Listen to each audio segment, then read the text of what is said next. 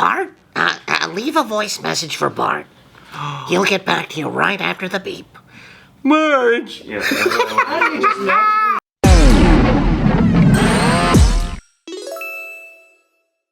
So I thought this would be a little bit fun to talk about since, you know, many of us are in the entertainment. Oh, no more dead animals? Like the dead animals talk you want to talk about? No more dead gorilla sperm? Yeah.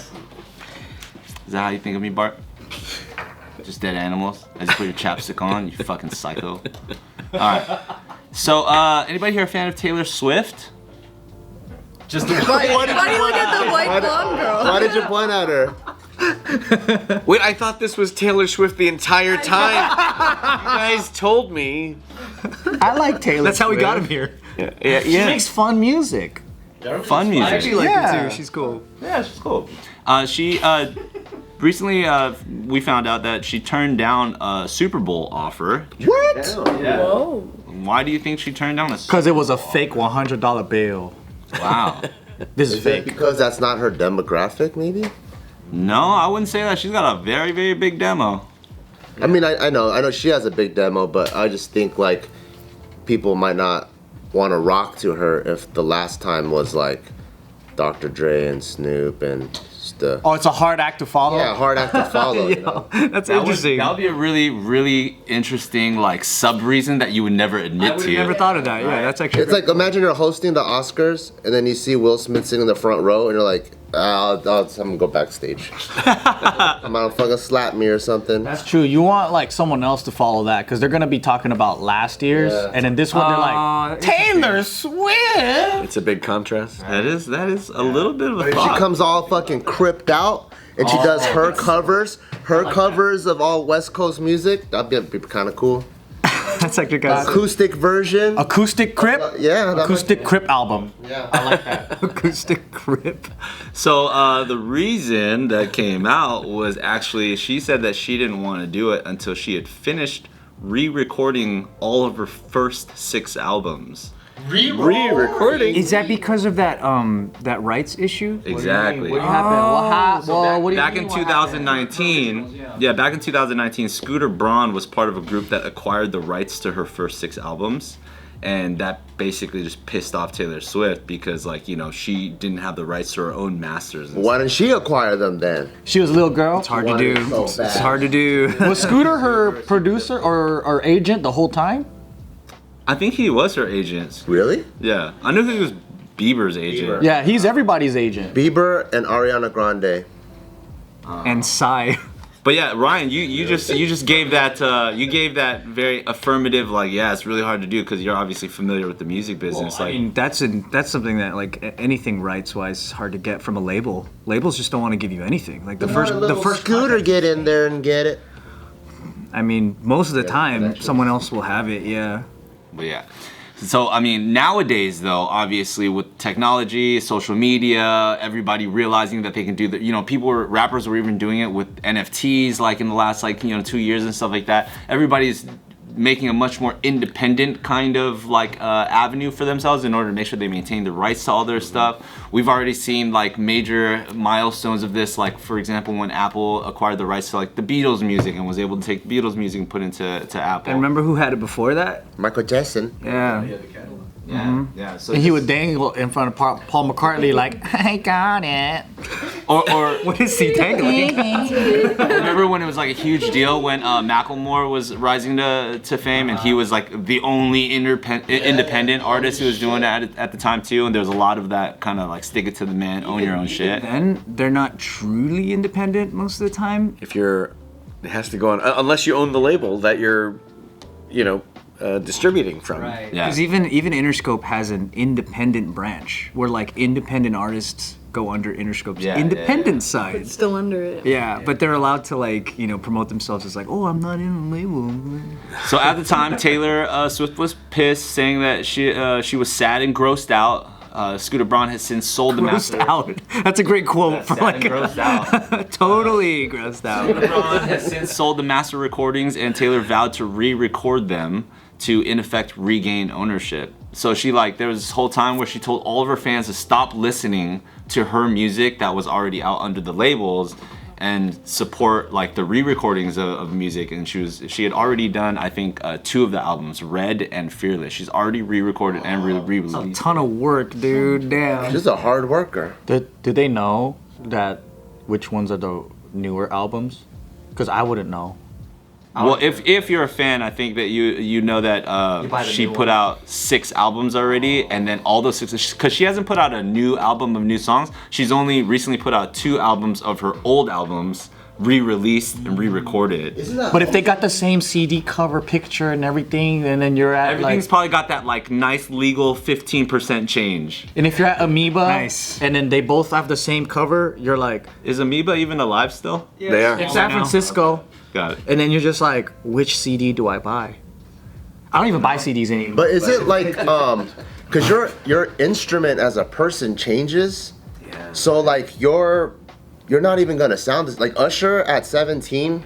His voice is way different than the Usher now. What if it's super different? She's all, shake it off, shake it off. Yeah, it's all deep now. People are like, I want to support her, but damn. Like, you know the song Tevin Campbell, the Can We Talk? Or Wow, yes, I do. so that song, like he recorded when he was like 15. Like even he can't do what he did. Yeah. You know? So it's like how do you reproduce the instrument that you're not anymore? Auto tune. I wish there was a voice actor here to talk to you guys about that. Yeah. Anyways, it was nice talking to you guys.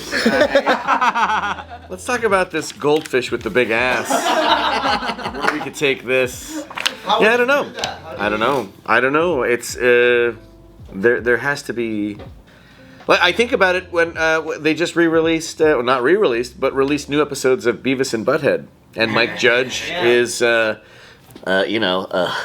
he's still doing the voices, and it still sounds great. Yeah, he's still killing I it. don't know how. I can understand that in the obviously extreme sense, but if they still sound close enough or the same, it's like at that point. Youthfulness, you know what I mean? Puberty is a factor, but I mean, for girls, it's going to be easier to do, right? Oh, I don't know. Yeah, it's not like she suddenly had like 8 octaves deeper of a voice coming into her re-release. You know what I'm saying? And on top of that too, like Imagine Bieber redoing "Baby, Baby." It's like what? That's different. Baby, Where it can't happen. Baby. Oh. He also probably would never want to do that over. I'm taking my rights back. It was so gross. Yeah, I am so grossed out by this. It's gross. It's gross. Gross. In the voice acting world, do people get fired because their voice changes?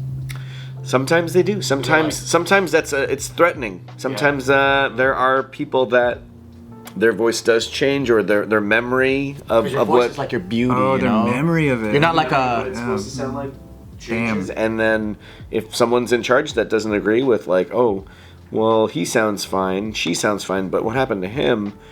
There could be moments where another actor might have to come in. Especially in like things like Simpsons, where it's the same people for so many years. Well, the thing too about that is like the character evolves as well, so you have to take that into account. Is that Homer sounded way different.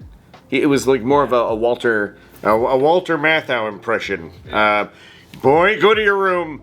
And now we know him as this big dumb idiot, right? That sounds like this. Yeah. It's the Tracy Ullman years. Even with Bugs Bunny, he kind of sounded like just a normal guy with a New York accent. But now it's this thing that we're all familiar with. But yeah, Homer's probably one of the best examples of that. Oh. Yeah. Was that good? Ooh, donuts. Donut. Can you Now I know why you brought this. can you record my voice mail thing later and say You better pay him $100 for "Thank you cameo." calling my son Bart. Yeah. Be back later. Bart can't come to the phone right now. He's grounded. Right. Hell yeah. That'd be so cool. I'm gonna keep that forever. Bart, leave a voice message for Bart. He'll get back to you right after the beep. Marge. How do you just naturally fill your throat with cheese like that? I don't know. I mean, look at me. I mean, you know that I have internal cheese. You know, they're gonna Harambe me. They're gonna take my cheese, kill me, and then make a. Yeah. That's so cool. I don't even know how to follow up with that. Like, where do you go from that? You just fucking did. Roll the credits. Do your best Wesley Snipes impression. Go. Wesley Snipes. I don't know. Like him in real life or him as a character. You want him to get canceled? I just want Anthony to get fucked up. Are you able to pick up little voice traits and just like actual Bart right now, like and sound like him? It's tough. You all have particular sounding voices. You know, I would have to like really study that one, study all the voices. Do you like just hear things way differently when you're hearing like, if you're like, oh, I could hear all this, I gotta put this together? I think it's musicality all in the ear and kind of just can I? Because like when I was auditioning for Looney Tunes, I didn't know that I could do Daffy. I was always thinking about trying to perfect. Oh, wow. Until the voice director was like, can you do Daffy? And I was like, I don't know, can I? So I started watching and then trying it, you know, and just around friends. Like workshopping it? Yeah, just like seeing if it would get a reaction from someone. And that's usually, if it gets a laugh, then you go forward, right? Because you know you're getting somewhere. And then eventually it happens. I always think of Daffy Duck as Richard Dreyfuss with a lisp, you know. Yeah. What we're dealing with here, Mayor Vaughn, is a perfect eating machine. And all he wants to do is eat and make little baby sharks. Yeah. Crazy. Basically Richard Dreyfuss, yeah, with the lisp. Like with the ability to sound like anything you want, what makes you choose your default voice? Yeah.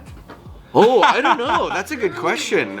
You can literally just be Bugs 24/7 if you felt like it, or you could, you know. Do you do that sometimes? You just feel like Bugs? Do you forget? Hey, what's up, Doc? Yeah, I mean, you know, if it's in the situation. For here, I would do it. If you ask me, like, as soon as you get here, don't break character and be Bugs.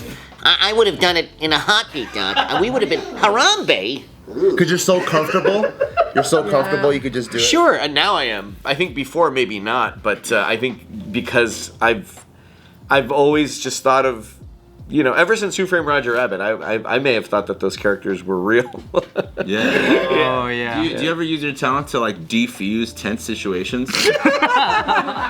Send me to the Ukraine, and I will de-escalate. Right? Yeah. I can only imagine just like something real tense, and then it just goes off, and you're Put like, those machine guns down. Love, not war. We better listen to that guy.